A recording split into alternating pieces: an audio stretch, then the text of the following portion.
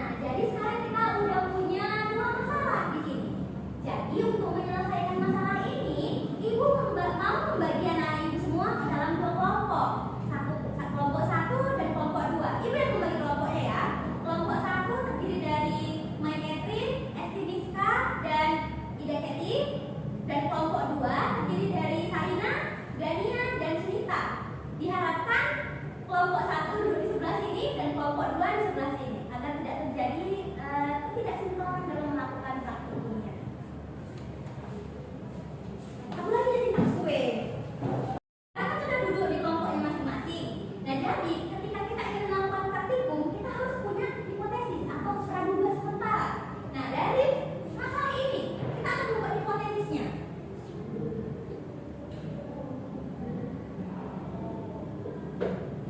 Setelah kertas dilipat, apakah kertas tetap sama? Iya. Hipotesi 1 yaitu setelah kertas dilipat, maka kertas tetap sama. Kemudian yang kedua, setelah lilin dibakar, kira-kira apa yang terjadi pada lilin? Apakah lilin itu mencair dan tidak bisa lagi kembali seperti semula, atau dia mencair tapi dia tetap bisa menguras kembali? Menurut anak ibu gimana?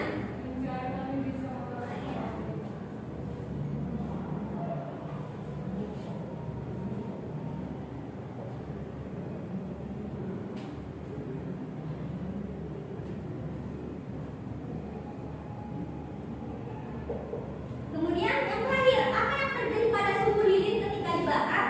Apakah sumbu lilin itu akan tetap sama seperti semula atau dia malah hilang? Hilang, Bu. Oke.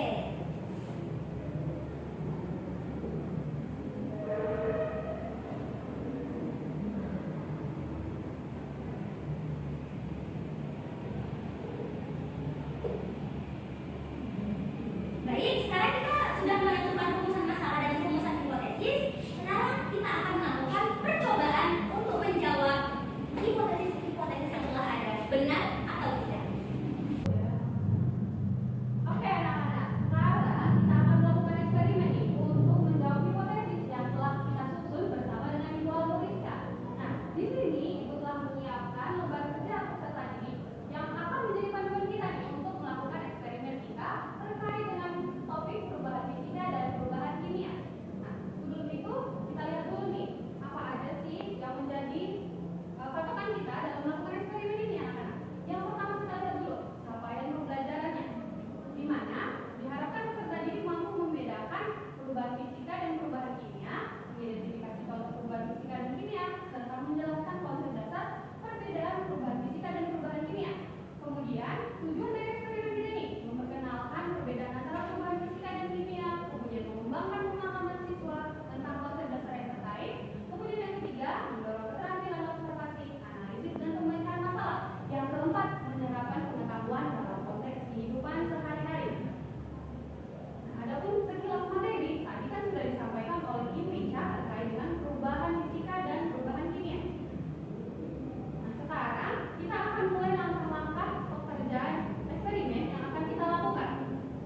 Nah, adapun alat bahan yang dibutuhkan setiap kelompok 1 dan kelompok 2 itu adalah korek api sebagai alatnya, kemudian kertas dan lilin sebagai bahannya. Ibu telah mempersiapkan alat dan bahan yang digunakan sebagai bahan eksperimen kita. Nah, yang pertama itu bahannya ada kertas dan lilin. Ibu serahkan kepada kelompok 1, kemudian kepada kelompok 2.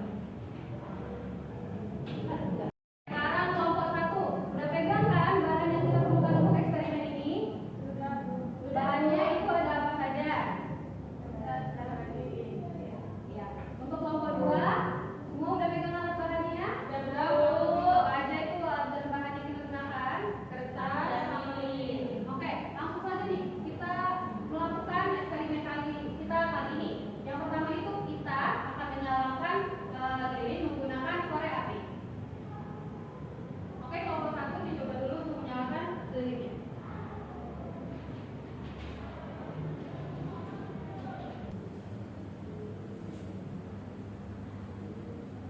Oke, kelompok 1 lilinnya sudah nyala ya. Oke, selanjutnya kelompok 2. Sekarang kita akan menyalakan lilinnya.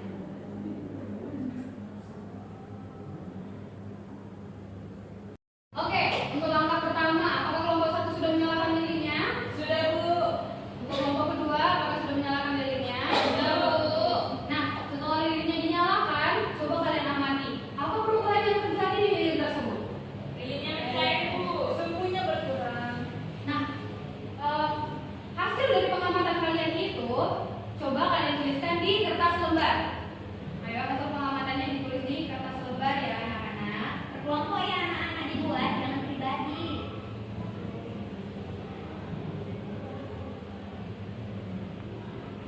Oke, kegiatan pertama sudah selesai kita lakukan ya. Hasil analisisnya udah ditulis belum di kertas lembar? Oke, yang kedua itu kegiatannya masih membakar-bakar nih. Kita kali ini mau membakar selembar kertas. Coba selembar kertasnya ditunjukin kelompok 1 dan kelompok 2. Nah, sekarang kita mau membakar kertasnya. Bakarnya sedikit saja ya, anak-anak. Oke, dari kelompok 1. Boleh dibakar dulu kertasnya. Sedikit saja.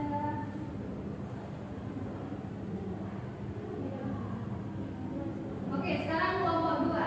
Coba bakar kertasnya ya.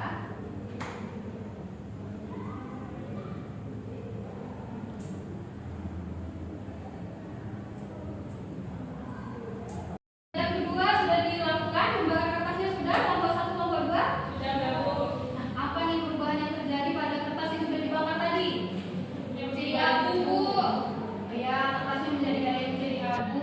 Kemudian warna pada kertas yang terbakar itu warna apa jadinya? Nah, apakah bentuk kertas yang sudah terbakar tadi sama dengan kertas yang tidak terbakar? Nah, hasil analisisnya tadi ditulis lagi di kertas lembar ya anak-anak.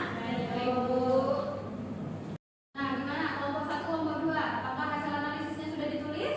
Nah, selanjutnya nih, langkah ketiga, kegiatan ketiga itu kita mau potong-potong selembar kertas. Nah, kelompok 1 dan kelompok 2 sekarang coba mulai memotong-potong selembar kertas menggunakan gunting. Dimulai dari kelompok 1 dulu ya.